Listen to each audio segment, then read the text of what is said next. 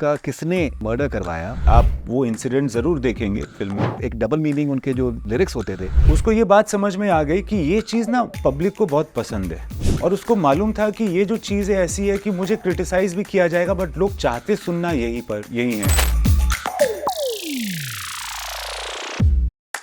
जिस तरीके एक्सट्रीमिज्म पंजाब में देखा गया, that was at its peak as well. उसकी कुछ झलक भी हम लोग ट्रेलर में देखते हैं। You can't tell the story of चमकीला without the story of the 80s in Punjab. It was a very dark time. आपको इतना एक्साइटेड मैंने शायद बहुत दिनों के बाद देखा। डायरेक्शन के लिए बेशर्मी बहुत ज़रूरी है।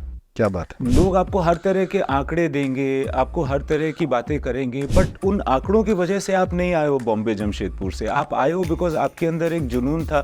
दिलजीत की जो गैर मामूली आई थिंक इस वक्त जो मकबूलियत है, उसके बारे में आप क्या कहना चाहेंगे? I saw the show and I realized what is going on. Like I'd never Michael Jackson में पता नहीं इतनी भीड़ हुई थी कि नहीं जब वो आए थे। चमकीला वाज 27, सिद्धू मूसेवाला जी। का जिस तरीके से के साथ में जो हुआ, both were the same age group. He was 28 years old.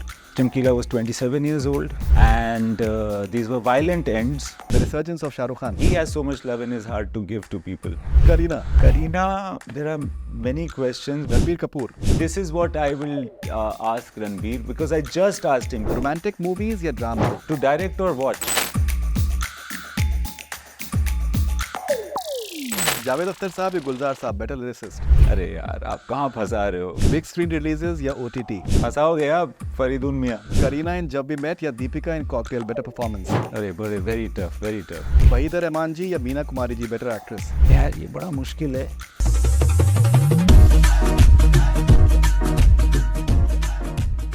Hi, this is Imtiaz Ali. You're watching Connect Cine with Faridun. Stay connected.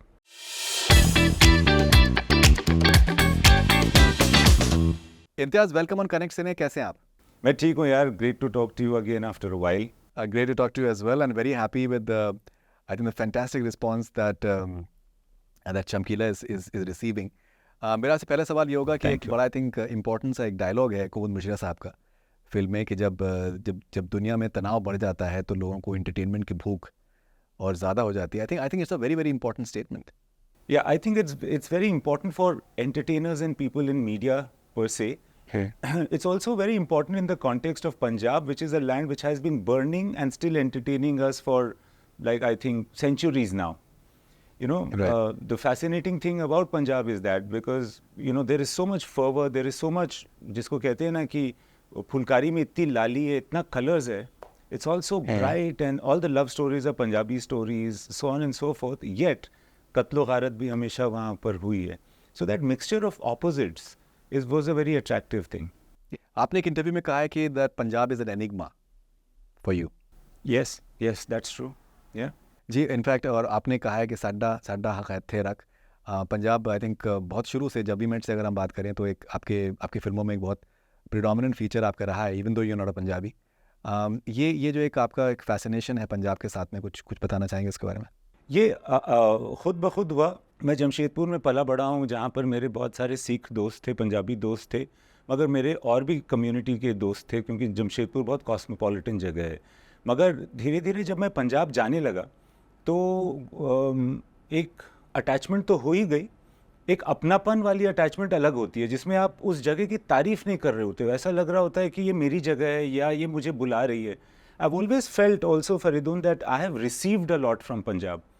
मिसाल के तौर पे जब मैंने वहाँ पे जब भी मैं के लिए मैं शूट करने को गया था, तो वहाँ जो लोगों का रिस्पांस मिला शूट पे ही, वो भी बहुत अपनापन और इन्वॉल्वमेंट वाला था। उन लोगों ने मुझे गाइड किया, एक्चुअली लोगों ने गाइड किया कि किस कलर की कसाफा होना चाहिए, किस कम्युनिटी के लिए किस तरह से भाषा बोलते हैं, बहुत सारी चीज़ें। So I feel that, and because of that you see Punjab in Jab We Met got a lot of love, and I felt that there is more to discover. आप जो कह रहे हैं ना enigma, that started to unfold.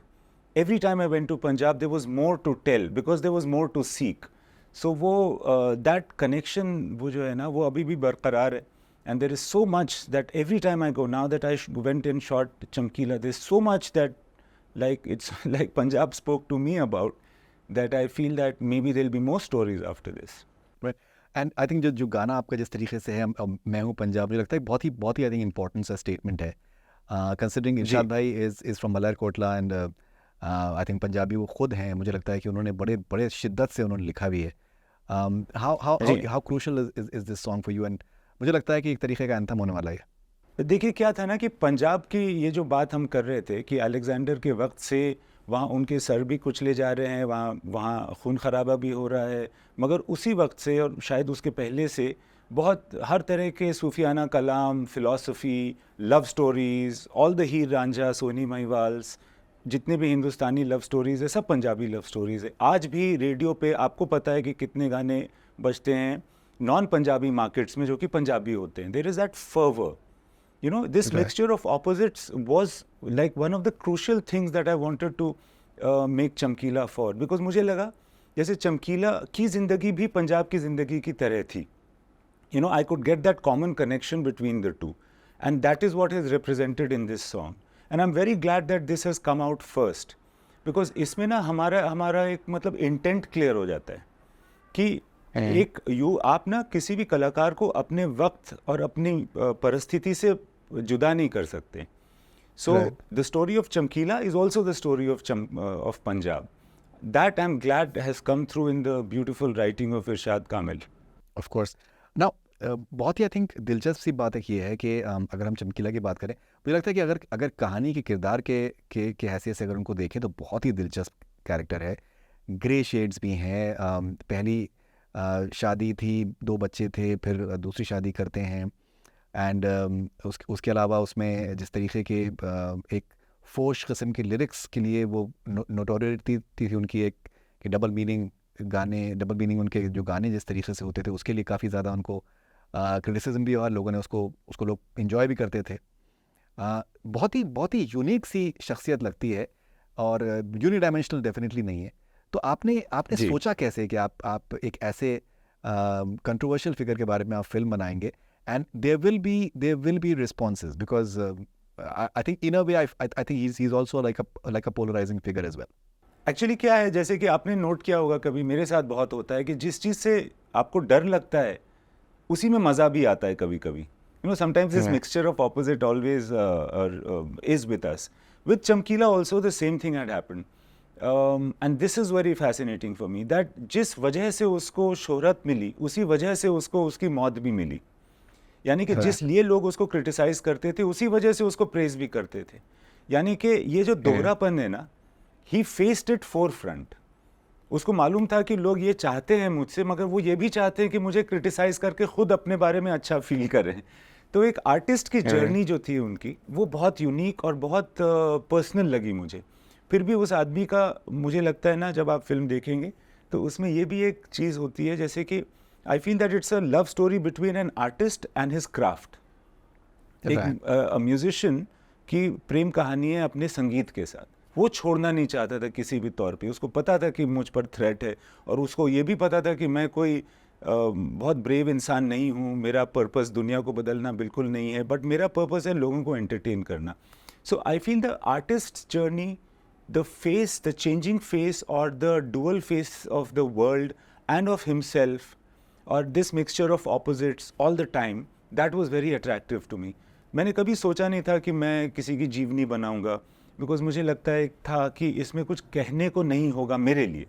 मगर जब ये कहानी मेरे पास आई और ये धीरे धीरे आई, तो मुझे लगा कि इसकी जो परत है, इसकी जो चीज़ें हैं, वो मुझे इतनी ज़्यादा फैसिनेट कर रही हैं, इतनी ज़्यादा यूनिक और इम्पॉर्टेंट लग रही हैं कि I must go into Chamkila and also understand that एक आदमी इतना पॉपुलर कैसे हो सकता है, and at the same time इतना क्रिटिसाइज्ड कैसे हो सकता है. So that is why I went into Chamkila. जी, तो जैसे आपने जिक्र किया कि एक आर्टिस्ट जो कि अपने आर्ट के साथ में, क्राफ्ट के साथ में मोहब्बत में मुब्तला थे. मैं उनकी फर्स्ट 5 का इंटरव्यू में देख रहा था, उन्होंने कहा कि दैट रात भर बंदा जो है गाने बनाता रहता था. He was like absolutely I think in love with the idea of creating music. और एक जो एस्पेक्ट जो मैंने नहीं कहा शुरू में, वो ये था कि दैट मुझे लगता है कि सही मानों में इश्क किया उन्होंने. मतलब आई थिंक जज तो हर आर्टिस्ट को करना ही नहीं चाहिए, पहली बात तो, कि जो उनका अमरजोत कौर जी के साथ में जो उनका जो रिश्ता था, वो मुझे लगता है कि इश्क ऐसा ही हो सकता है कि मतलब आई थिंक आदमी शिद्दत से, मतलब ये है कि इश्क के दरिया में जो है वो आग के दरिया में कूद जाए और बगैर किसी चीज़ की परवाह किए हुए, वो बड़ी बहुत ही दिलचस्प आई थिंक स्टोरी है वो भी। बहुत दिलचस्प है। और क्या होता है कि इसमें संगीत भी शामिल है। मतलब जो अमरजोत और चमकीला की का इश्क है ना, वो म्यूज़िक की वजह से भी है, क्योंकि उन Right. दोनों को यही दो मिले जो इक्वली एंजॉय करते थे रिहर्सल करना, म्यूज़िक में डूबे रहना, इस चीज़ को। तो इट्स लाइक मतलब I won't say it's a love triangle between the three of them, between music and Amarjot and चमकीला, बट वो भी उनके इश्क में शामिल है। और वो भी वजह थी उनकी शादी की। तो I hope people enjoy that aspect of it in this film. Right. And you know, I think it is so interesting. मैंने काफ़ी मैंने वीडियोस मैंने देखे हैं। मैंने शिंदा साहब का इंटरव्यू देखा है। मैंने क्या बात? इनका अमरजोत जी और चमकीला जी के बेटे का इंटरव्यू देखा है। दोनों के बड़े जयमन। कंट्रास्टिंग से ओपिनियंस हैं एक दूसरे के बारे में, कि दैट वो कहता है कि शिंदा साहब ने मुझे कभी पूछा नहीं, और शिंदा साहब का जी। मानना ये है कि मैं कनाडा टूर पे गया और मेरे पीछे चमकीला ने एल्बम रिकॉर्ड कर ली। सो ये जी। आई थिंक जो सबसे बड़ी चीज़ ये है कि उनका किसने उनका मर्डर करवाया, that is a huge mystery that is still not been solved. तो लोग आई जी। थिंक मुझे लगता है कि वो भी डेफिनेटली देखना चाहेंगे फिल्म के अंदर कि एग्जैक्टली हुआ क्या था, who exactly was responsible for it. Honour killing की भी बातें हैं। जी, जी, जी। बहुत सारी थ्योरीज़ हैं, बट हमारी जो फ़िल्म है ये इन्वेस्टिगेटिव नहीं है। हम ये क्लेम नहीं Right. करते हैं कि हमें पता है कि चमकीला एक्चुअली किस तरह से मारा गया था, और कौन इसके पीछे था। We don't know and we don't claim to know. The film is not an investigative piece really. हालांकि आप वो इंसिडेंट ज़रूर देखेंगे फिल्म में, मगर it more than that it is actually the exploration of the artist and the times and the personal life etcetera etcetera. So और आपने बहुत मज़े की बात बताई इस फिल्म की। जब मैं रिसर्च कर रहा था, जब मैं लोगों से मिलता था, इस फिल्म की रिसर्च लोगों से मिलना था, उसके आसपास जो थे। शिंदा साहब से मैं मिला, सबसे पहले मैं चरणजीत आहूजा से मिला, जो उनके रिकॉर्डिस्ट और म्यूज़िक कंपोज़र होते थे रिकॉर्डिंग्स में। उसके अलावा उनकी वाइफ, उनके बेटे, सारे लोगों से मिला। उनके जो कंपेनियंस थे, ख़ास करके एक बंदा है टिक्की, जो उनके साथ उनका पहला पुराना साथी था, जो ढोलकी बजाता था उनके साथ। अच्छा, ये लोग जो है ना, एक तो इनकी याददाश्त भी थोड़ी सी पुरानी हो गई है। फिर 36 साल पहले एग्जैक्टली क्या हुआ था फलाने दिन में, ये कभी कभी उनको ठीक से याद नहीं रहता है। फिर आपकी मोहब्बत में वो कुछ जवाब दे देते हैं जो शायद सच ना हो। फिर वो आपको देखते हैं कि आप सुनना क्या चाहते हैं, वो वाला जवाब दे देंगे। हो सकता है कि आज कुछ कहा, कल कुछ और कह दिया, ये भी हो सकता है। बिकॉज इन लोगों की कोई मतलब क्या कैरेक्टर सर्टिफिकेट लेके नहीं चलते ये लोग। मतलब आप पूरी तरह से बिलीव भी नहीं कर सकते कि ये जो कह रहे हैं वो सही है कि नहीं। बहुत सारे ऐसे लोग हैं जो इनके आसपास थे। सो हर एक इंसान से कई बार मिलना। शिंदा साहब से हम कई बार मिले। शिंदा साहब का एक बायस है जो कि होता है नेचुरल इंसान का, एक तरह से उनका मतलब पॉइंट ऑफ व्यू है। और उसी बात के ऊपर में मान लीजिए कि टिक्की का या जयमन का या गुरमेल कौर का, जो कि उनकी पत्नी है, कोई और पॉइंट ऑफ व्यू है। सो बट आप ना कभी कभी लॉ ऑफ एवरेजेस इसमें सब में कॉमन क्या है। 2 दफ़ा हम मिले उनसे, तो दोनों दफ़ा उन्होंने क्या एक बात जो कही, इन चीज़ों को मिला के मैंने फिल्म की रिसर्च की है। No, I think that is exactly what I think. Gippy Grewal से मेरी भी बात हो रही थी, तो उन्होंने ये कहा कि दिलजीत ने बताया उनको कि सर्टेन चीज़ें तो हमको भी नहीं पता थी चमकीले के बारे में, जो कि इम्तियाज़ जी ने मुझे बताया। इनफैक्ट गिप्पी ने दिलजीत ने प्रोमो लॉन्च में भी यही बात कही थी कि दैट सर्टेन चीज़ें तो मुझको भी नहीं पता थी। आई थिंक वो बहुत दिलचस्प आई थिंक एक एस्पेक्ट है। लेकिन एट द सेम टाइम जो ये एक बड़ी यूनिक सी एक ऐसी बात है जो कि बड़ा प्रोवोक करती है कि चलिए ठीक है, ये कहा जाता है कि उन्होंने समाज को आईना दिखाया। जी। जो भी सोशल इल्स थे उसके बारे में वो बात करते थे। बहुत से म्यूजिशियंस करते हैं। और उसके अलावा लेकिन जो एक एट द सेम टाइम जो एक डबल मीनिंग उनके जो लिरिक्स होते थे ना, that is something which is something that surprises you. और आज भी डबल मीनिंग जो अगर लिरिक्स हैं वो लोगों को प्रोवोक करेंगे, ये तो हम बात कर रहे हैं 80s की बात कर रहे हैं। तो ये बहुत जी। ही कंट्रास्टिंग सी एक पर्सनैलिटी थी।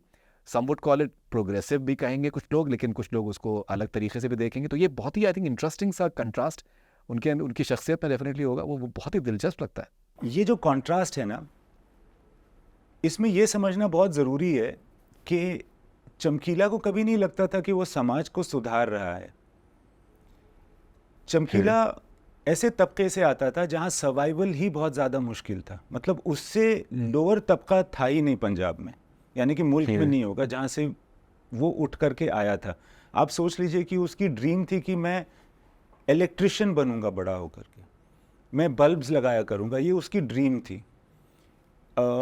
ऐसे जगह से आया हुआ लड़का, उसको जब पहली दफ़ा मौका मिला और जब उसने कुछ गाया या स्टेज पर कुछ एक्टिंग की, तो लोगों ने बहुत वाहवाही की उन चीज़ों की जिसमें वही वाले डबल मीनिंग्स हुआ करते थे जो वो ज़िंदगी में सुनता भी था। उसको ये बात समझ में आ गई कि ये चीज़ ना पब्लिक को बहुत पसंद है। बचपन से ही उसको ये चीज़ समझ में आ गई और उसको मालूम था कि ये जो चीज़ है ऐसी है कि मुझे क्रिटिसाइज़ भी किया जाएगा, बट लोग चाहते सुनना यही है। एक बहुत अच्छा सीन है जिसमें उसको मास्टर उसका मार रहा है क्लासरूम में क्योंकि उसने कुछ लिखा है, मगर जब उसको पनिशमेंट मिल रही है, उसके साथ साथ पूरा जो क्लासरूम है वो हंस भी रहा है उसकी बातों पर। सो ये चीज़ उसको मालूम थी। तो जब भी वो डेस्परेट सिचुएशन में होता था, जैसे चिंदा जी जिस बात को कर रहे थे ना कि मैं कनाडा गया तो मेरे पीछे से उसने ये कर लिया, तो वो नहीं थे और जनता क्राउड आ चुकी थी और बहुत ज़्यादा राइल्ड अप हो रही थी, तो इनको स्टेज पे भेजा गया था कि तुम जाओ संभालो। तो उसने बोला कि मेरे पास एक गाना है उस तरह का है जैसे पब्लिक को पसंद है, मैं वो गाऊंगा, तब पब्लिक ठहर सकती है। उन्होंने वो गाना गाया, वो गाना सक्सेसफुल हुआ। तो जब भी उनको परफॉर्म करना था, वो देखते थे कि यार दुनिया में ना इस तरह के गाने बहुत पसंद किए जाते हैं। अच्छा, दूसरी बात क्या थी कि इसी तरह की चीज़ें, इसी तरह की बातें उन्होंने देखी थी अपने आसपास। So it became an organic process of relating to the audience what he is seeing from the audience, and he knew that the people like it। और उसके अंदर ये कला बहुत अच्छी थी, how to express this in a very funny way। we are talking about vulgarity, but अगर आप अभी के लेवल से कंपेयर करेंगे तो उसकी वल्गैरिटी तो बेचारे की कुछ भी नहीं थी चमकीला की, because now things have become steadily much more। at the same time Punjab and all North Indian cultures have this tendency of very double meaning bold lyrics, which especially the women sing, and especially at marriage functions।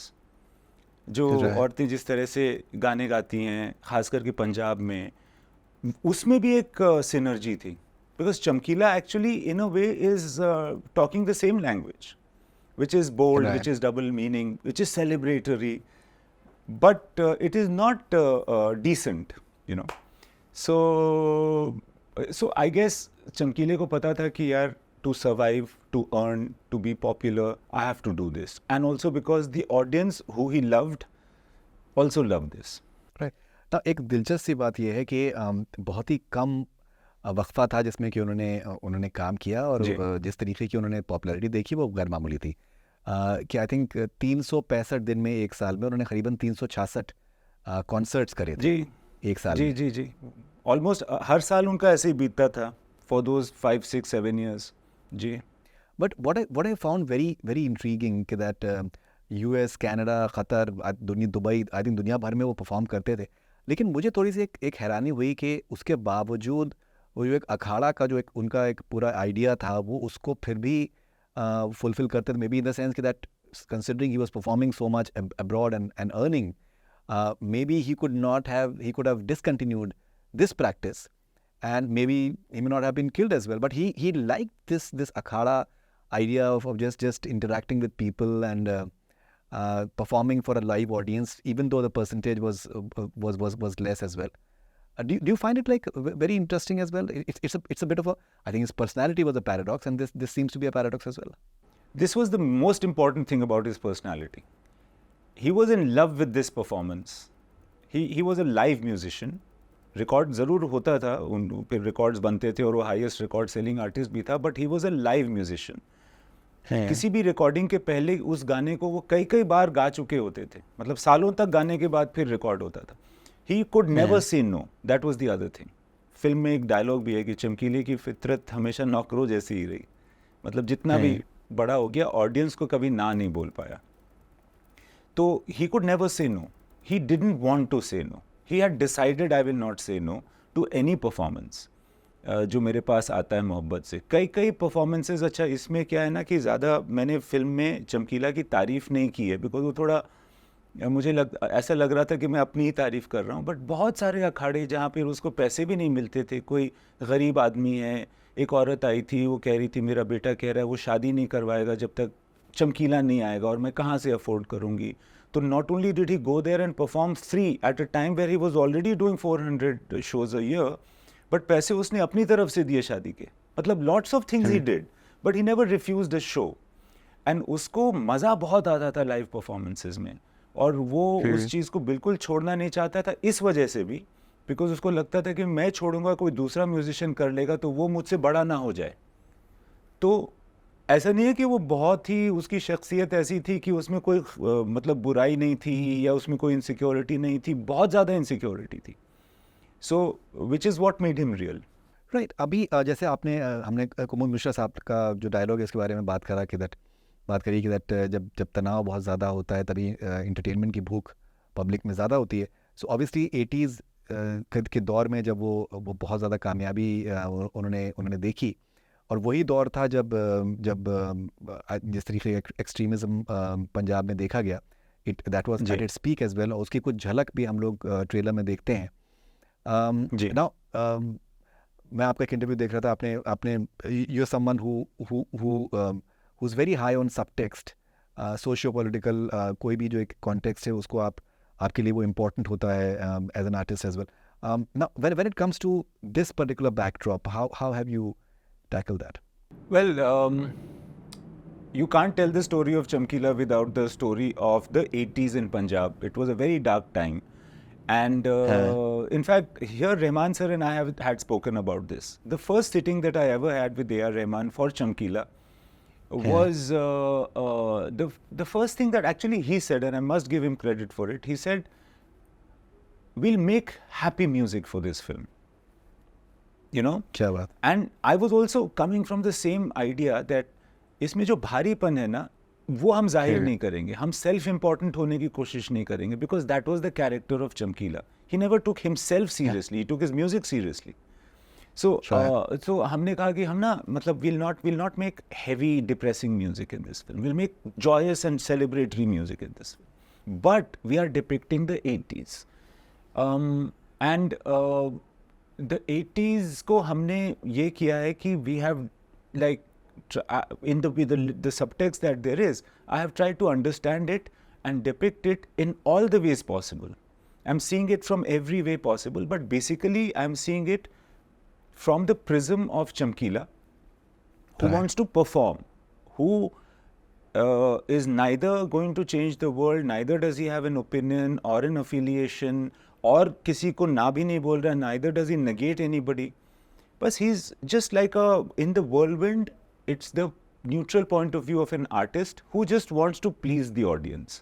So I understand a lot more than I put in, because that is also necessary.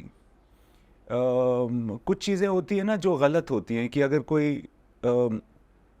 या आप किसी कत्लो गारत हो रही है, कोई बेचारा innocent आदमी मर रहा है या तड़प रहा है, कोई औरत परेशान है, तो ये तो गलत ही है। इसको हर आदमी, हर कौम का आदमी हर तरह से गलत ही बोलेगा। तो वो चीज़ें, उसकी थोड़ी सी झलक हमने दिखाई है, because we didn't want to not represent what was happening in the 80s, but our point was not to blame anybody or to even claim that we know what went wrong.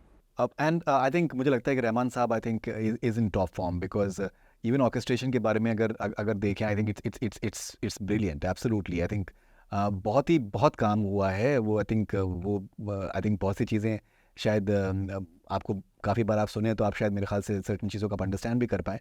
कितने गाने हैं film में? देखिए इसमें ना 6 गाने हैं जो रहमान सर ने कंपोज किए हैं, इरशाद ने लिखे हैं, हम लोगों ने शूट किए हैं। मगर ये जो गाने हैं ये हिंदी या हिंदी पंजाबी मिक्स में हैं।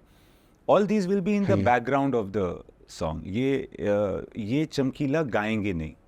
Chamkila in the film, that is Diljit singing in the film, will only sing the original Chamkila songs, which are all in pure Punjabi in exactly the way that Chamkila had sung and composed them, with the same musical instruments in the same way. So वो एक अलग set है, which Pariniti and Diljit sing for Amarjot and Chamkila. Those are pure Punjabi original Chamkila songs, and there are 6 other songs which are the film songs which play in the background in the film.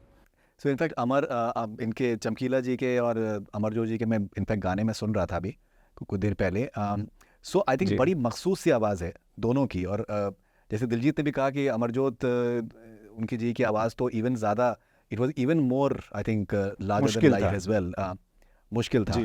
जो I think Diljit is a train singer, so I think उनके लिए एक certain अलग बात है। I think Parineeti is a very good singer, but मुझे लगता है कि it must be a challenge for her as well. She's a very good actor, and I think this seems to be a very good character for her as an actor.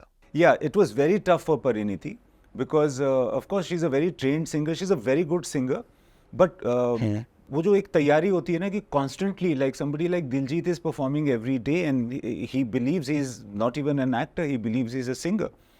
So but not only that, actually दरअसल किसी भी लड़की के लिए अमरजोत के note पे गाना बहुत मुश्किल है, क्योंकि उस स्केल पे मर्द थोड़ा कंफर्टेबल हो सकता है, बट औरत के लिए वो बहुत हाई हो जाता है। That is why Chamkila in his life has suffered a lot. उसको जोड़ीदार नहीं मिलता था उसका, और औरतें female singers used to refuse to sing with him because उसका सुर बहुत हाई होता था। सो बट अमरजोत उसको मिली जो उस सुर में गा सकती थी।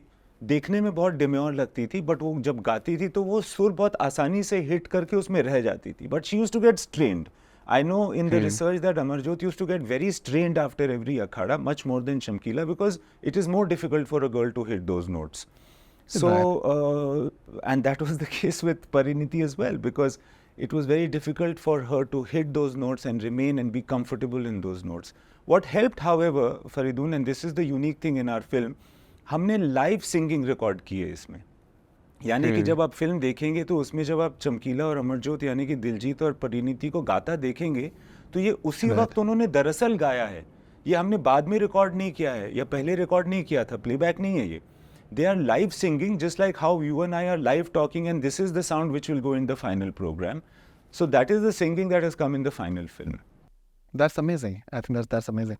Okay, now मैंने काफ़ी आपके मैंने इंटरव्यूज़ देखे हैं, और इवन जिस तरीके से जो आई थिंक प्रोमो लॉन्च में भी जिस तरीके से आप बातचीत हो रही थी, मुझे अंदाज़ा हुआ, मैं आपको मैं बहुत सालों से मैं आपको जानता हूँ, जब भी मेट से मैं आपको जानता हूँ, और आप मेरे ख्याल से सारी फिल्मों के लिए आपसे बातचीत हुई है।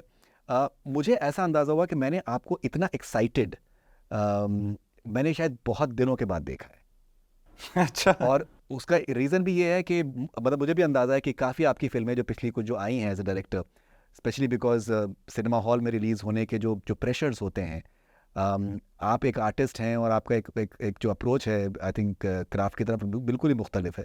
आपकी फिल्में बॉक्स ऑफिस पे भी they have done well, but you always looked at your stories as a journey. लेकिन यहाँ पर कंसिडरिंग कि एक OTT प्लेटफॉर्म पे पिक्चर रिलीज़ हो रही है, मुझे ऐसा अंदाज़ा हो रहा है एटलीस्ट एनर्जी से जो आपकी मुझे मिल रही है, कि आप वो कहानी कह पाएँ जैसे कि आपने कहने की कोशिश करी है, विदाउट एनी प्रेशर्स ऑफ कि फर्स्ट वीकेंड क्या होगा और कौन सी टेरिटरी में डालने के लिए क्या होना चाहिए। जी हाँ, this has been a very very very good partnership with Netflix. I must say that they have been extremely supportive, and but मैं ये भी कहूँगा फरीदून कि I believe that I am a theatre viewer first. मैं film को theatre में देखना ज़्यादा, जमशेदपुर में तो आपका खुद का थिएटर मेरे यहाँ रिलेटिव्स का है। जी हाँ। तो मैं बेसिकली एक थिएटर ऑडियंस हूँ, और मुझे लगता है कि मैं कोई भी चीज़ कंसीव करता हूँ तो वो थिएटर में कैसे प्ले हो रहा है उसको सोच करके ही लिख रहा होता हूँ, चाहे वो OTT के लिए क्यों ना हो।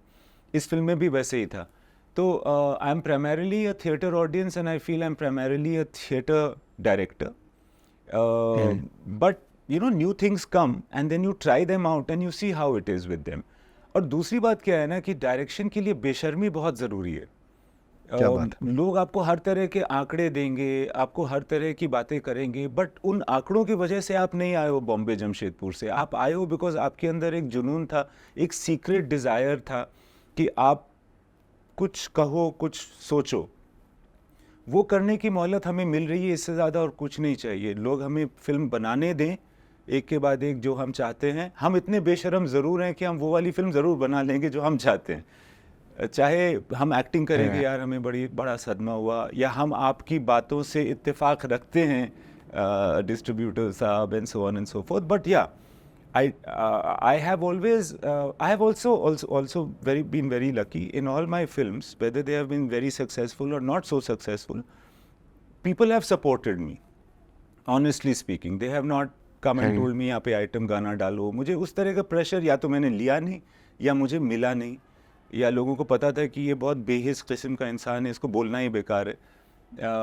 But I feel that pressure ना OTT पे भी हो सकता है. You know, if the wrong kind of a partner comes in with you. But I think I've been lucky, and especially in Chamkila, I am happy. I can't see myself talking, but if there is enthusiasm, then you must understand that I've received it from Punjab. No, I'm sure about that. मैंने आपके एक interview में आपने जिक्र किया था कि animal के बारे में कि जिस तरीके से क्रिटिसिज्म पिक्चर का हुआ है, आपने बेशर्मी की बात करी कि जो फिल्म मेकर है वो अपनी बात उसको कहने का कि कहना चाहता है उसको वैसे ही कहने देना चाहिए. एज अ फिल्म मेकर, क्या आपके ऊपर किसी तरीके के आई थिंक सेल्फ सेंसरशिप का एलिमेंट क्या आपके माइंड में होता है? स्पेशली अभी अगर हम 80s पंजाब की बात कर रहे हैं कि पता नहीं कौन सी बात का किस तरीके से आउट ऑफ कॉन्टेक्स्ट कुछ एक मसला हो जाए, या फिर how people can start judging something even in terms of certain जो characterization चमकीला का है. I think it's a very tight rope. It's like walking like a very tight rope. So do you have those considerations in mind? I do have considerations of self-censorship, Faridoon. That is because I believe that being a filmmaker is a responsibility, is a massive responsibility. और मेरे जैसे लोग तो हमने तो अपनी ज़िंदगी की उसूल फिल्म्स देख के बनाए हैं. You know, हम वो करने की कोशिश करते थे जो हीरो कर रहा है. हमने ये नहीं देखा कि हमारे क्लासरूम में टीचर क्या कह रहा है या हमारा मज़हब क्या कह रहा है. इवन यू नो, हमने तो ये देखा कि फिल्म से हमने मोरालिटी भी सीखी है. हम वो लोग हैं. तो मेरे लिए अब मैं फिल्म डायरेक्टर हूँ, तो वो जिम्मेदारी को लेकर के चलना है मुझे. और उसमें ना मुझे लगता है, देखो यार, जब वी मेट जैसी फिल्म मैंने बनाई, कोर्ट केस तो मुझे मेरे ऊपर उसके लिए भी हो गया था. वहाँ जा कर के मुझे मतलब रतलाम जा कर के मुझे सफाई देनी पड़ी. वो फिर जो भी हुआ, तो बात यह है कि अपनी नीयत अगर सही है ना, you take I do take the responsibility that इससे कोई नेगेटिविटी ना निकले, and let me not say more than I know, and let me not cast a judgement. It is, I am not the court of law. Let me not जज anything and have a bias in the picturization. फिर छोटी छोटी चीज़ें हैं, जैसे कि I try not to have anybody smoke in my film because I feel youngsters get encouraged by that. So कुछ ऐसी चीज़ें हैं, you know, a kind of bias or a hatred towards any community, or not only, or negativity, you know, something which makes you feel negative. I don't want ultimately the message of the film to be that.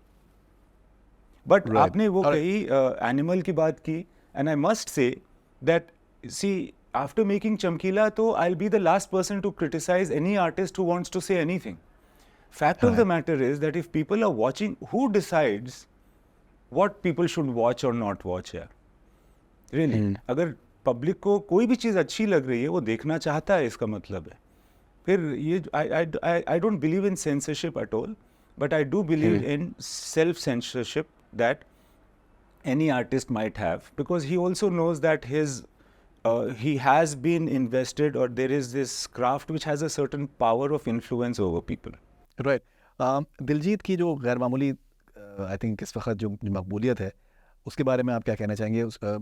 Right after the film release on 12th April, इनका एक tour है आई जी think Canada और US में, और जी specially Vancouver में इनको 50,000 लोग हैं capacity, and the excitement is so much.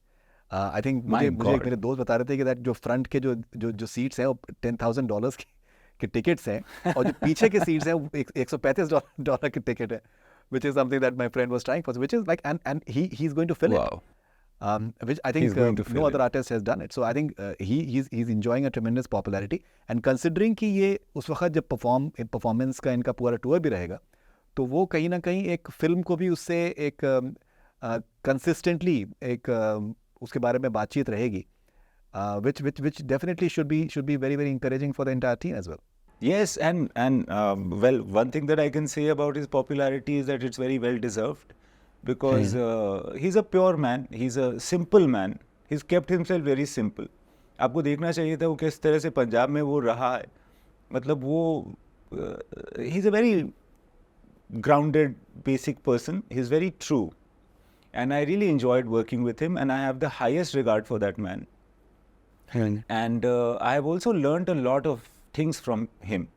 He's very silent, and I really enjoyed that about him.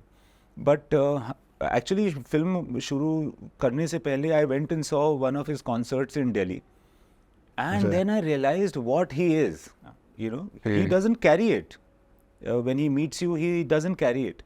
But I saw the show and I realized what is going on. Like I'd never, Michael Jackson में पता नहीं इतनी भीड़ हुई थी कि नहीं जब वो आए थे, जो जितनी भीड़ उनके कॉन्सर्ट में थी, एंड या मतलब उनके लिए तो दुआ है कि यार वो और सक्सेसफुल हों, because he is not only carrying the baton of his own music, but also the music of India, the music of Punjab, and there are people that are loving him out of context of Punjabi music also. He has performed Absolutely. at Coachella, the first Indian artist ever to do so.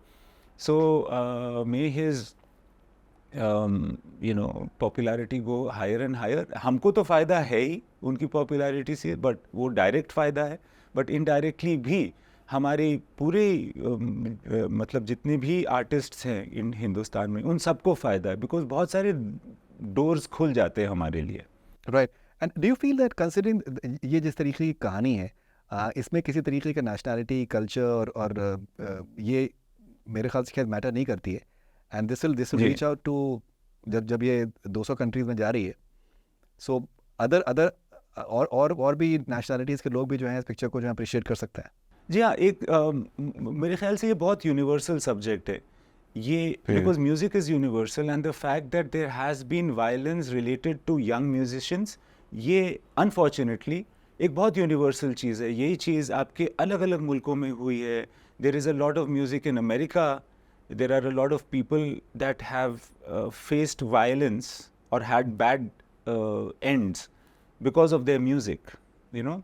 एक young artist का, this is a very universal theme, and I think that it will have traction. तो मुझे खुशी है कि ये इस बात की खुशी है कि ये OTT में है और इसके थ्रू ये हर जगह जा सकता है, because there is a universality in it.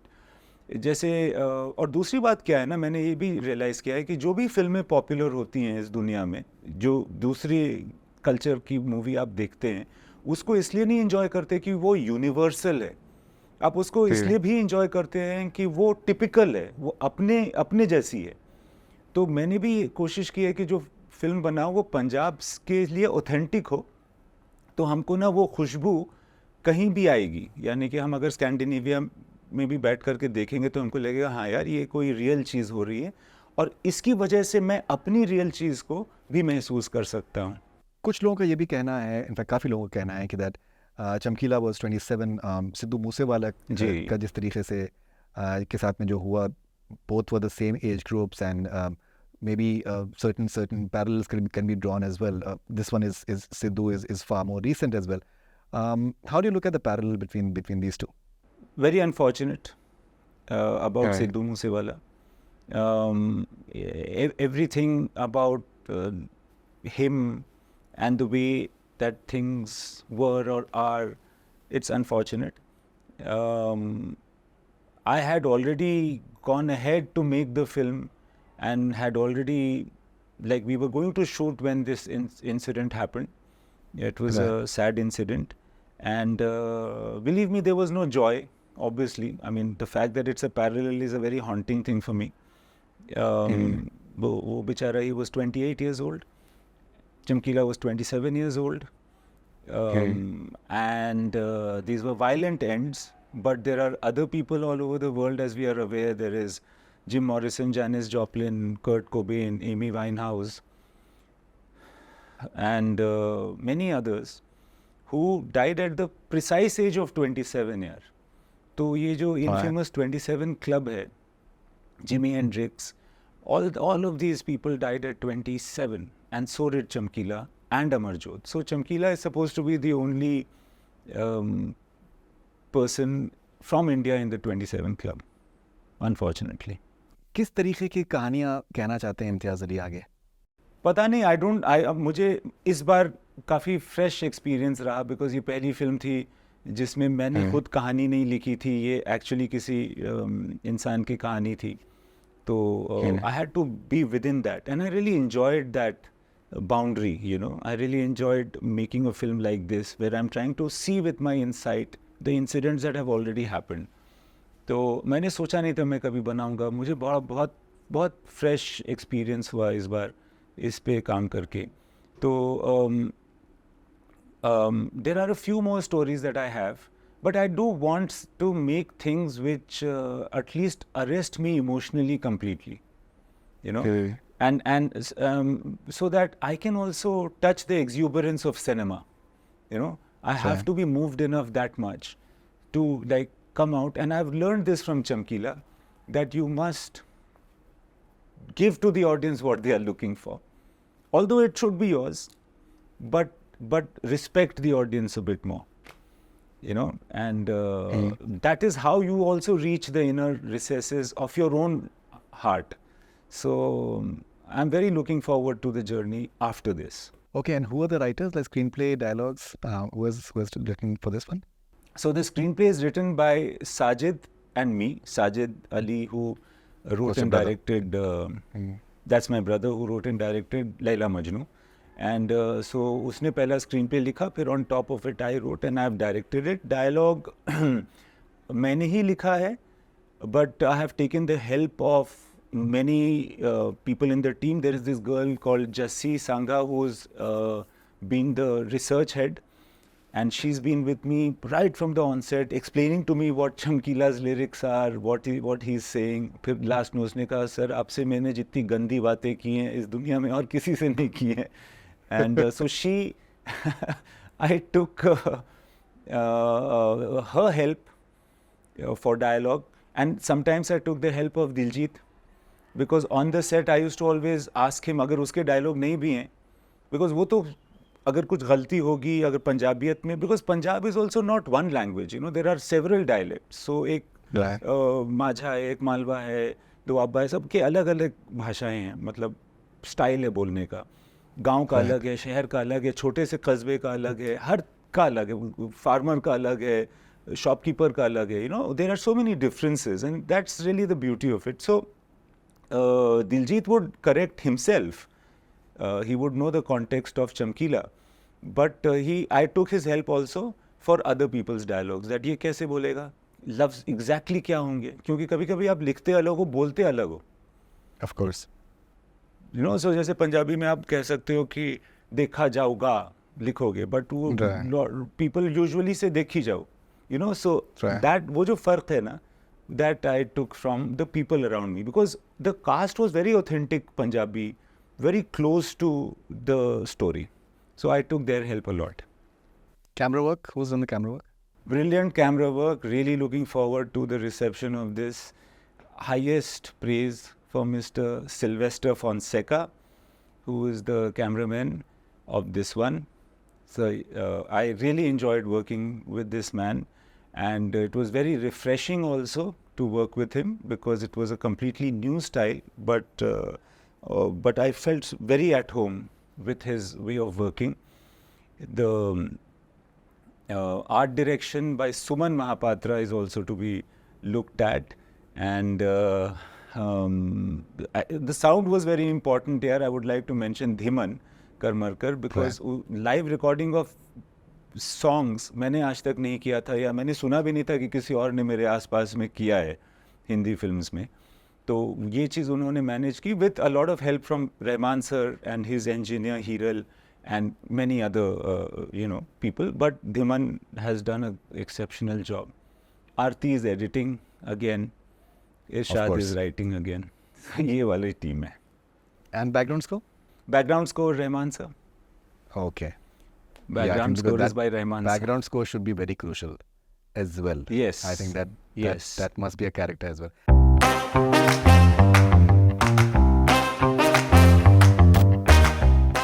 Okay, so Imtiaz, we'll quickly end this interview with a rapid fire with you, please.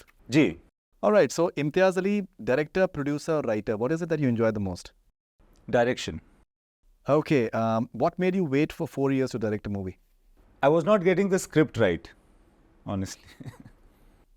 Okay, if you were to remake any one of your films, which movie will it be and why? I'll remake Harry Met Sejal because I feel that there is a lot that film had to say which didn't come out. Interesting. Okay, and how do you look at the resurgence of Shah Rukh Khan? I'm very glad about it, and he really deserved it, and people love him, and he has so much love in his heart to give to people. So I'm very thrilled about it. Who is the biggest foodie in the film industry? The competition is very severe, but there are बहुत ना छुपे रुस्तम है. अभी biggest foodie तो याद नहीं आ रहा, but आपको ये जान के बहुत खुशी होगी कि Aamir Khan is also a foodie, and His mother चने cooks का well. हलवा, हाँ, उनके यहाँ बहुत अच्छा खाना बनता है, एंड चने का हलवा उनकी अम्मी बनाती हैं जो बहुत ही डेडली है, मैं खा चुका हूँ. So there are many. I can't think of who could the biggest one be, but there are many. I think Rishi Kapoor, Rishi ji. Rishi sir. May he rest in peace. But he was I think respected me only because I liked food as much as he did. So today's Amir's birthday. Any possibilities of directing him at some stage? Happy birthday to Amir Khan. I mentioned him यार, ये भी एक तरह से coincident था. I didn't know. Thank you for telling me. But there's nothing on the cards. But there is so much possibility with Amir. There's so much possibility, and I feel that he will also, it will be a very nice time. But let's see. There's nothing on the cards as yet. Right. Okay. If you could ask a question to following, what would you ask them? What will you ask Abhay Deol? When are we meeting next? Is what I'll ask him, because we are very close to each other, but we meet very rarely. Shahid Kapoor. What is the story that's going on in your head? Because he also has stories that come to his mind. So do you think he'll direct at some stage? No, I don't think so. But he's a thinker. वो कुछ सोचता रहता है. So, he has this thing that before I go on to Shahid had this thing that he used to look out from the aircraft and he used to imagine things happening with clouds and things like that. So he's a very imaginative guy in certain ways. And he doesn't like flying. He doesn't like flying? Yeah, he doesn't. Yeah, maybe not, because that's why maybe he was psyching himself out by looking out and looking at clouds and what might happen and aerodynamics and all that. But what would I like to say to Shah Rukh Khan? When does he sleep? $1 million. He's always awake. Yeah. Kareena. Kareena, there are many questions, but I'm trying to think of the times we were working together. And why does she believe that her Hindi language is not good? Interesting. Ranbir Kapoor. Ranbir Kapoor, I would like to ask him,